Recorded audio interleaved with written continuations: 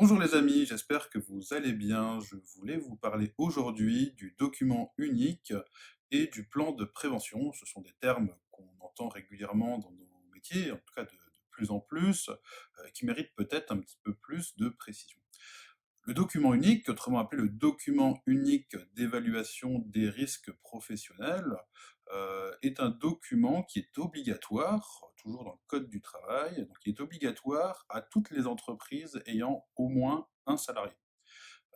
Il doit être mis à jour dans différents cas, il doit être mis à jour tous les ans, c'est une obligation. Il doit être mis à jour aussi en cas de création de nouveaux postes, de nouvelles conceptions de postes à l'intérieur d'une entreprise, ou dans un troisième cas, il doit être mis à jour dès lors qu'il y a un accident de travail. Le document unique, il a pour but, pour chaque entreprise, d'évaluer les risques, de les ordonner, de les hiérarchiser en quelque sorte, et de pouvoir mettre en place des mesures pour lutter contre ces risques. Le but étant de tendre à chaque fois, de tendre vers un risque minimum dans chaque situation. Le plan de prévention, quant à lui, est un document qui est complètement différent. Le plan de prévention est mis en place, il est mis en œuvre dès lors qu'on va parler de coactivité.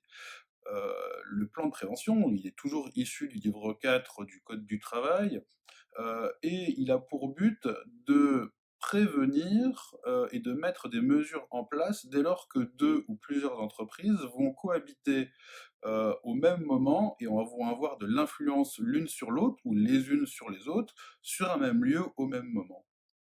Le plan de prévention, il est obligatoire dans plusieurs cas, dans trois cas. Le premier cas est dès lors que l'on va dépasser 400 heures de travail sur un même site, on va être dans l'obligation de faire rédiger ou de rédiger un plan de prévention. Le deuxième cas est lorsque nous sommes en présence d'un ou plusieurs des 21 travaux à risque qui sont définis par un arrêté. Je vous le mets en dessous en description.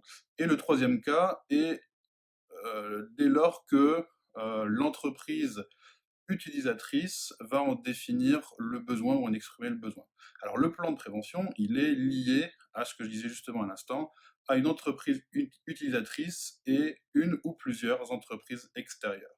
Le plan de prévention va être à la charge de l'entreprise utilisatrice qui va écrire, rédiger un plan de prévention qui va être donc vu et qui va permettre de faire cohabiter l'ensemble des mesures pour prévenir les risques liés à une coactivité. Voilà les amis, ce thème, comme les autres, nécessite évidemment d'être largement approfondi, mais je tenais là aujourd'hui à vous donner une petite première distinction entre les deux documents qui sont très importants dans l'utilisation de nos équipes, dans nos métiers de régie générale. Voilà, j'espère que vous aurez des questions. N'hésitez pas à me les mettre dans les commentaires et je vous dis à tout bientôt.